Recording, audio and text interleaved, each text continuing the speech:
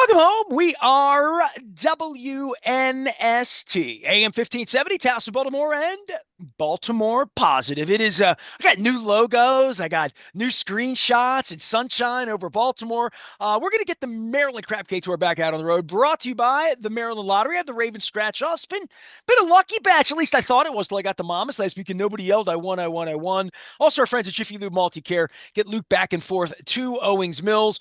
We got baseball news going on. Things are happening in the marketplace. Clearly, we have an election going on this week. You'll hear some election debates, conversations, as well as some archival stuff here that I think is of interest in and around the election and in and around this week, as well as a quick turnaround for the Ravens, as quick as it gets.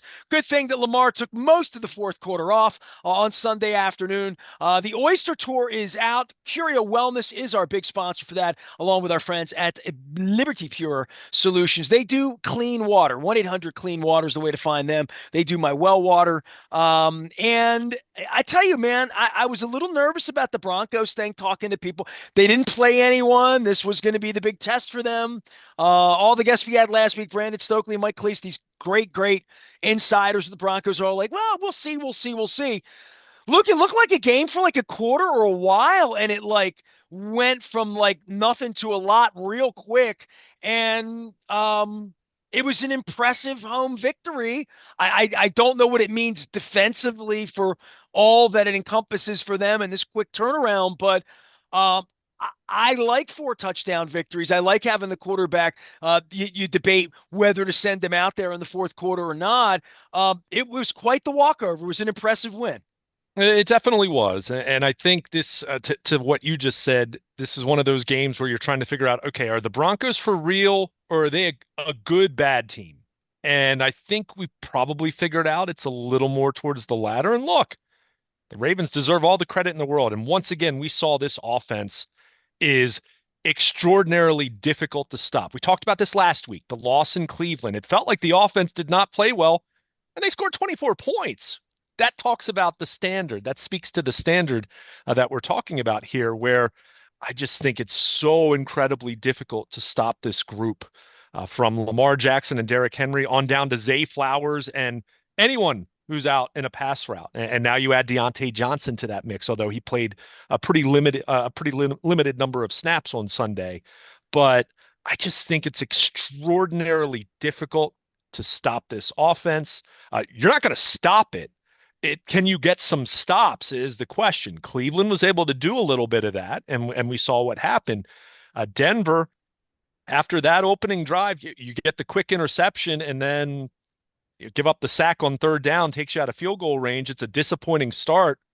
I mean, they didn't get stopped again in terms of when the game was still close whatsoever. So it's a fantastic offense. We've known this. Lamar Jackson missed 2 days of practice this past week, didn't run the ball at all, didn't seem like he wanted to really even run the ball. There weren't any design runs really baked in there to the degree that you expect, even now compared to where he was a few years ago in his career. Did have the 11-yard scramble at one point, but that was not a part of the game. And he goes 16 for 19 for 280 yards, 3 touchdowns, fourth perfect passer rating of his career. I mean, you have that. You have Derrick Henry. You have Justice Hill. You have Zay Flowers, who, by the way, go look at his numbers since the start of October. We're talking about one of the best wide receivers in the NFL. I mean, he's approaching that territory. He's getting into that territory where you're going to start talking about him not as the best, but at least in those top couple shelves as far as the best wide receivers. That's what Zay Flowers has been doing for 5 weeks now. And the one week he didn't do it was the game in Tampa where he hurt his ankle early on. So really impressive. And on the flip side, we've been talking about it, and I mentioned it on social as we got into probably the early stages of the fourth quarter. This past defense specifically, does not need to be great. This offense is so special. This is the best offense the Ravens. It's shaping up to be the best in franchise history. And I know that's not an incredibly high bar over the history of the franchise, but they've had some really good offenses with Lamar Jackson at quarterback. So to have that kind of offense, the bar doesn't need to be that high for the pass defense. Don't break. You can bend and you can bend and you can give up field goals and you can give up yardage, but don't break. And I think one thing that was encouraging from Sunday's performance, although Bo Nix missed some plays, there's no doubt about that, but they were able to get a couple stops in the third quarter. They get the fourth, they get the stop near the goal line. That was progress to me in the sense of just be mediocre, just be decent with your pass defense. If you can get to that level, we're not talking about top 5 or top 10 that's even necessary.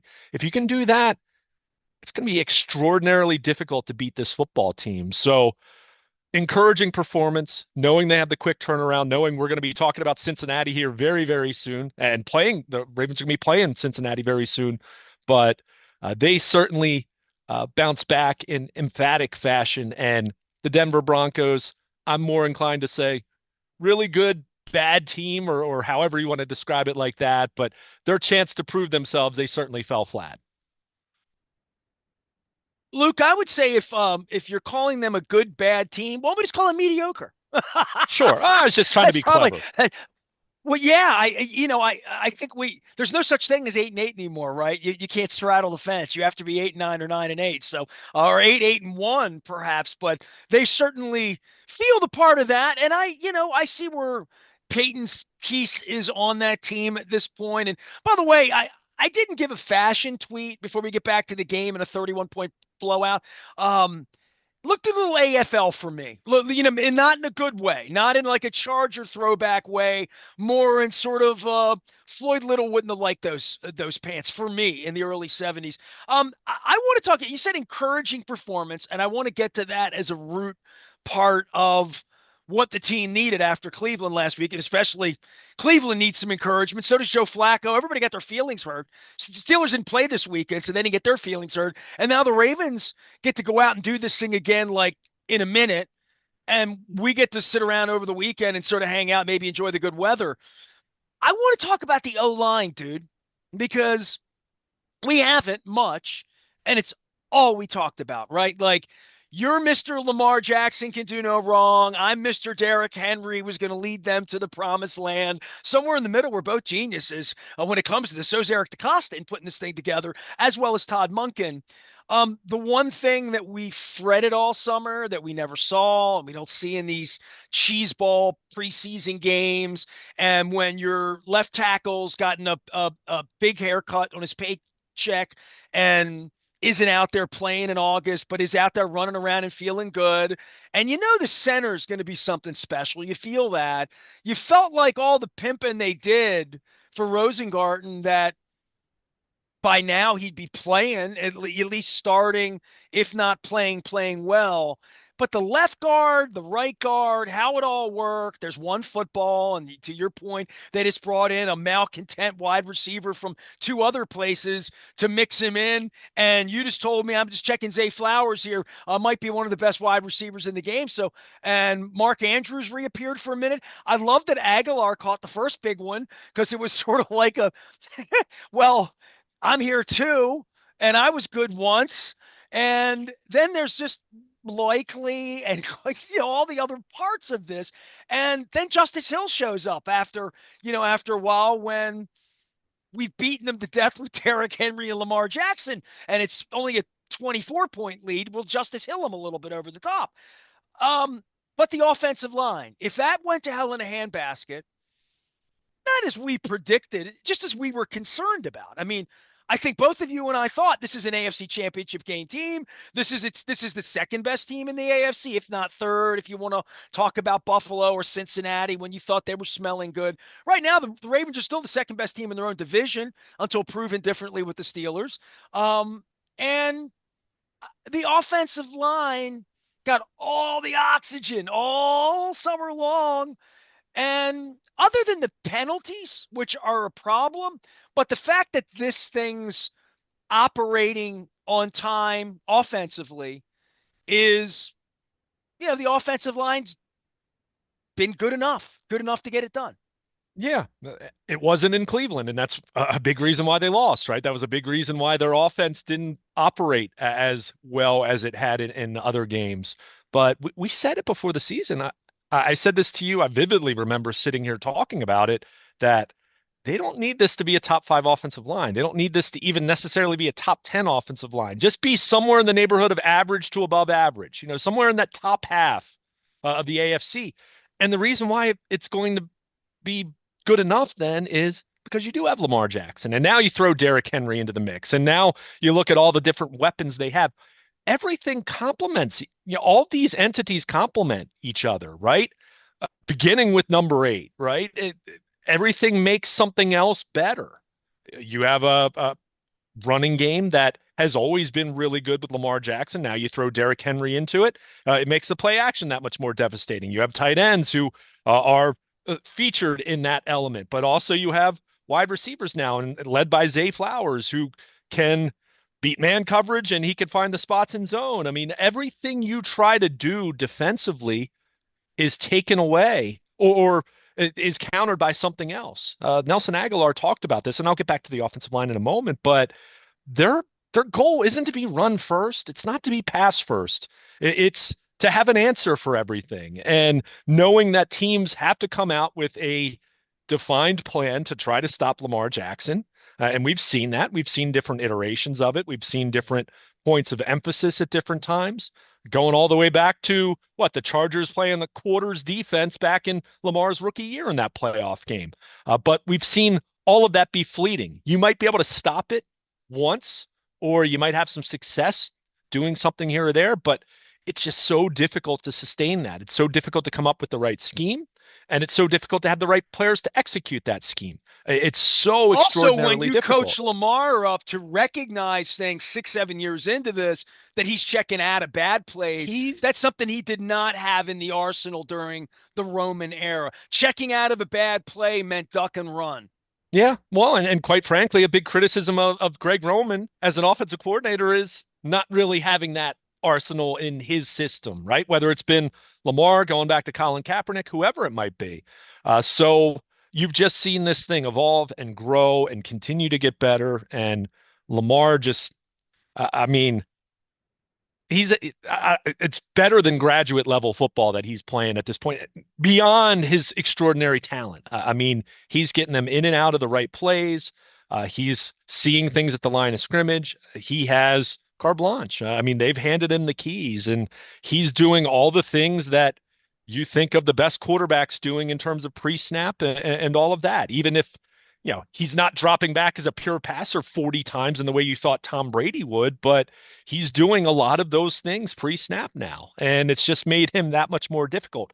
However, going back to the offensive line, they have played at a high enough level where you are able to open up your playbook and do whatever you want, basically. Again, we still see that group struggle in protection when they're in true pass sets, when they're in third and long.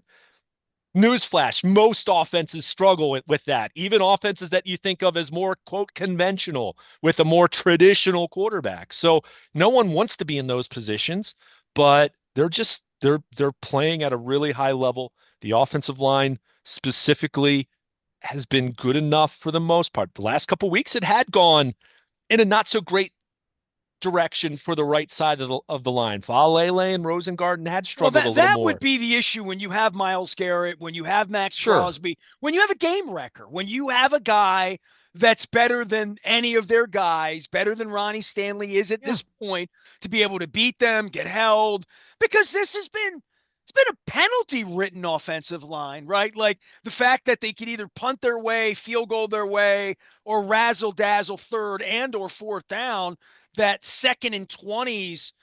I don't want to say it's manageable, but in this particular offense, it feels like they can get 12 back quick, and have they've managed their way.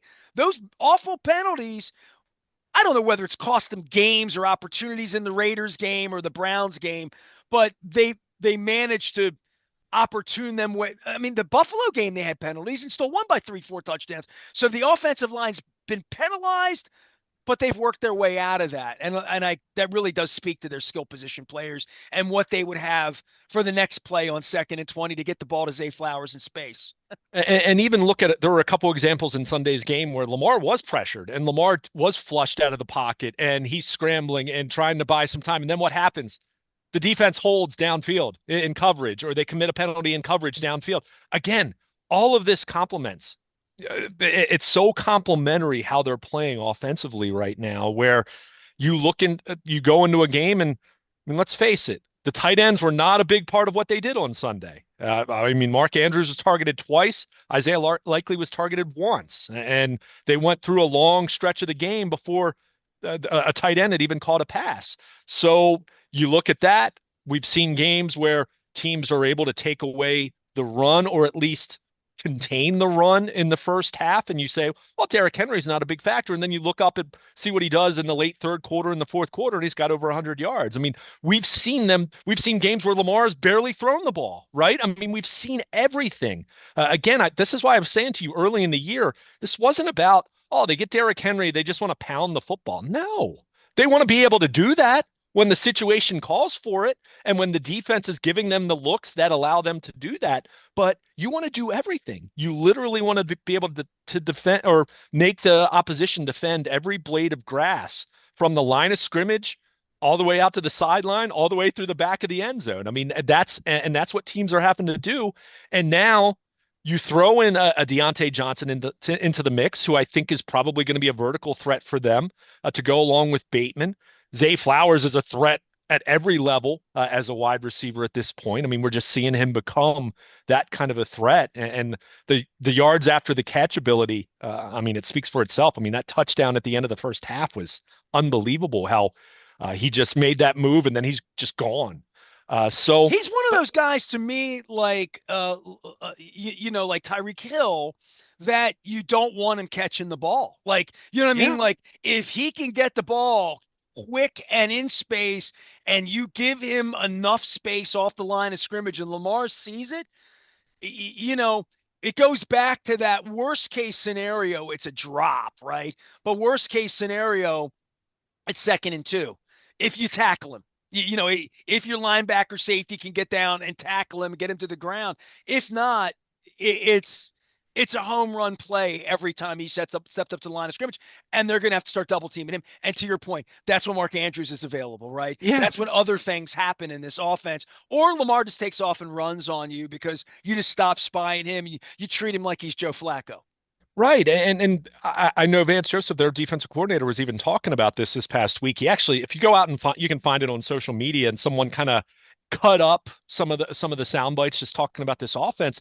He was even talking about the fact of the challenge in spying Lamar Jackson. First of all, you need to have someone athletic enough that actually is effective in doing it. But he also made point of, you know what, you can have someone that just spies him, and they're 5 yards off the line of scrimmage. But Lamar at this point, he'll say, okay, well, that's one less defender in coverage, and I'll just start throwing it over your head and picking you guys apart that way. So they have an answer for just about everything. That's why I said, if the offensive line just good enough, if the defense, and specifically the pass defense, because we know they can stop the run, but the pass defense just good enough, because it is so difficult just to sit here and say, oh, well, you're going to get a couple stops, right? I mean, we saw this with Denver on Sunday. I mean, they get a stop early on, and then look at how many possessions the Ravens scored in a row, and I mean, that just makes things that difficult. And then you get to a situation where you get the late first half.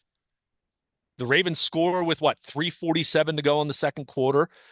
Denver drives, they get a field goal, but then the Ravens score again, and they kept enough Well, time on that the was a clock. debacle. I mean, as much as we beat on Harbaugh about clock management, I mean, that kid running out of Yeah, bounds, oh my God. I it's mean, tough. like the minute he ran out of bounds, I'm like, oh my God. Romo was like, oh my God, like, what are you Absolutely. doing, dude? You don't want to give Lamar the ball back. What's But wrong that with you?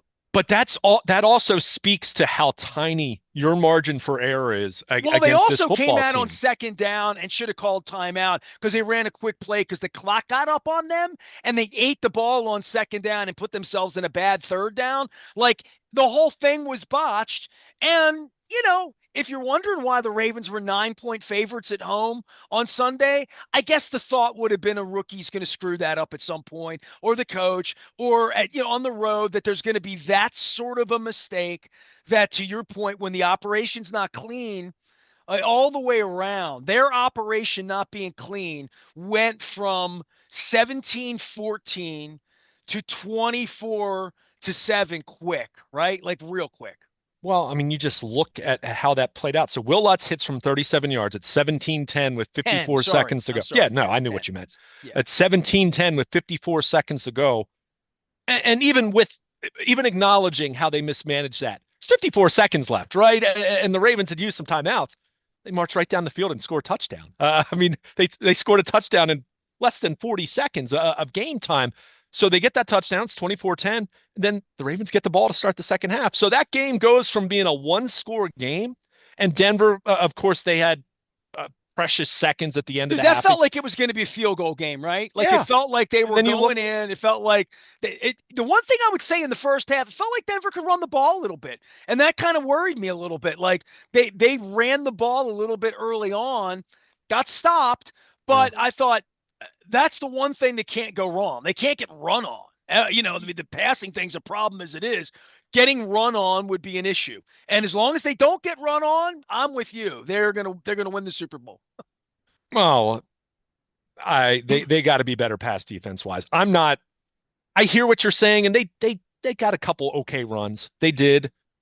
Mm, They need to be able to stop the pass better than they have been. And okay, Bo Nix.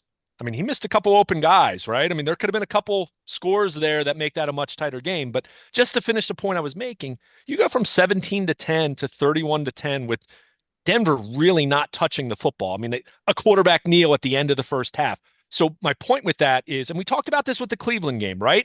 I made mention to you going into that game, and I did not predict the Browns win. Let's be clear. I'm not trying to use revisionist history.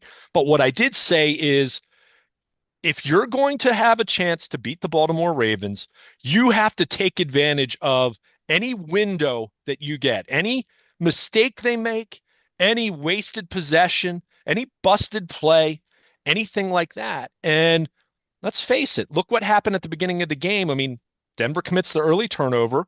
Ravens should have had at least a field goal, right? And then they get sacked. Rosengarten gives up the sack on third down, and boom, they're out of field goal range. That should have been Denver's opening right there to jump out to a lead, and they didn't do it, right? I mean that sounds crazy because it's like, well, Luke, you're only talking about one possession. Yeah, that's how difficult it is. You have to take advantage of any mistake the Ravens make, and we saw it another shaky shotgun snap. They still have this tendency to short circuit once or twice a game where you just look at it and say, what the heck was that?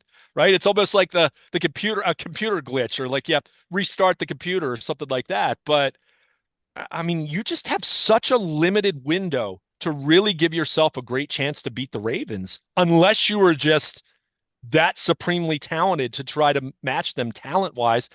And this Denver team isn't that, right? I mean, they have a good defense, but the hype for their defense certainly took a major hit on Sunday. But hey, that's a lot of defenses that we've seen against Lamar Jackson, especially the ones that don't play him in the division twice a year. It's just we talk about with the NFC. It's really everyone other than the AFC North that sees him less frequently that really has difficult time, other than Kansas City, right? And even Kansas City. Until the AFC title game last year, it'd been a while since the Chiefs had played the Ravens. So it's just Well, so that's also a difficult. Spagnolo issue too, right? Yeah, Like Jim I mean, Schwartz too last week. Like great coordinators figure things out with some parts if they have a couple of Myles Garrett's and Chris Joneses. They they do. have to have the horses, right? I mean, it's such a small sample of teams that have good enough coaching and good enough players to be able to do enough. And even then, again, and I talked to you about this last week. I mean, Jim Schwartz, yeah, compliment him absolutely. They still scored 24 points in that game. It's not as though the Ravens offense was held to 10. So again, this speaks to how difficult it really is. And it's why I keep coming back to this pass defense. It does not need to be top 5 or top 10. Get me closer to the middle of the pack statistically as a pass defense, and I think that's going to be good enough. Now, how do you do that? Because we're talking about the pass rush and even the sacks that the Ravens had on Sunday. Go back and look. Those weren't someone, blowing someone else off the ball and sacking someone in a second and a half. I mean, Bo Nix was standing back there a few seconds, and then the pass rush eventually got to him. I think that was at least maybe a sign that the coverage was cleaner on the back end of the defense in the second half, and I think it was. You saw fewer receivers running free in the second half. And look, the Ravens had a big lead at that point, so I don't want to make too much of that. I'm not calling this a defensive breakthrough by any stretch of the imagination, but I was glad to at least see a couple 3-and-outs, to see the stop, when they had a goal to go situation from the 2-yard line, and they come away with nothing. It was good to see that. At least it was good to see some of these fourth down stops. It was good to see some situational football that was It felt more. preseason-ish. It felt like scrimmagey especially at the 2 But yard line. It was like, are you going to get in? Or are you not? Or where's the point spread? I don't know. But, But we but we've also seen the defense falter in those situations and turn a big lead into tight. Look what happened in Dallas, for yeah, you didn't example. want to So look up and see it yeah, 41-24 either, right? yeah. So and again, that's a low bar right now. I get that. Anyone hearing this is we're damning them with praise right now. Stopping a rookie But quarterback at home when there's yeah, nobody there and you have the horses, right? So but you got to start somewhere, right? So, and we're going to see what's going to happen here with the trade deadline. It's upon us just about, and we'll see if they can add a pass rusher. I mean, lots of teams are looking for pass rush right now. So is a deal going to come together that you feel is going to move the needle for you? We'll see. But when you have this offense and you have this quarterback who absolutely is the MVP of the league through the first half of the season at this point, I mean, I don't think not sure it's even all that close, with apologies to Josh Allen and Jared Goff and a couple others who are only playing at only a high Derrick level. Henry's in second place. But when you have a quarterback playing like that, and you have a running back doing what Derrick Henry can do, and you have Zay Flowers, who's rapidly emerging to wherever he ranks across the league, he's becoming a legitimate number one wide receiver at the very least. And we haven't said that very often in these parts, in the history of this franchise, especially talking about drafting your own. That's never happened. So that's good to see. They have so many other weapons. The offensive line needs to continue to gel and improve and grow. And for the most part, we've seen them be on a pretty good trajectory since week 1 and week 2. And defensively, we've talked about it, but I mean, this is a heck of a football team. And even after losing in Cleveland last week, as frustrating as that was, it was still a matter of a couple plays, right? When you beat this team, it's a matter of a couple plays. They never get blown out, anything like that. So it's a really good football team, and it's fantastic on offense. So you tell me how many teams out there have the profile that can beat the Ravens on any given Sunday, unless the Ravens are the ones beating themselves and self-destructing and doing, frankly, dumb stuff, which they've done that in a couple of their losses this year. So really nice win. But hey, no time to enjoy it, because the Cincinnati Bengals are coming to town in what is an absolute desperation must-win kind of situation for Cincinnati. He is Luke Jones. He is Baltimore Luke. We're out in the social media space all week. Election baseball news coming down the pike on lots of different terms, including with Garrett Cole in New York, straight on down Soto, the whole deal. We know the market gets set a little weird this time of year. And, we're doing a little pumpkin pie, getting ready for the holidays. We're doing the Maryland Crab Cake Tour almost everywhere. Have an entire schedule through the holidays going to be available here this week. It's all brought to you by our friends at the Maryland Lottery, your friends at Jiffy Lube Multi-Care. Also getting Luke back and forth. Our Oyster Tour is in progress as well. That is brought to you by Curio Wellness. Far and daughter, as well as our friends at Liberty Pure Solutions. They keep our water absolutely clear. It's 1-800-CLEAN water. I keep the water here on my set as well. And big thanks to Royal Farms as well, putting the chicken together for me for Thursday night. Make it nice and easy. Just fried chicken and football. Cincinnati Bengals in town. Quick turnaround this week, election week. Just a weird week all the way around. So weird that I have our new logo up as well. I am Nestor. He is Luke. We got plenty of football ahead after a little beatdown of the Denver Broncos. I think about, I was watching and saw those helmets and the weird thing they were wearing, and sort of an amalgamation of John Elway's later years and the 1960s Broncos.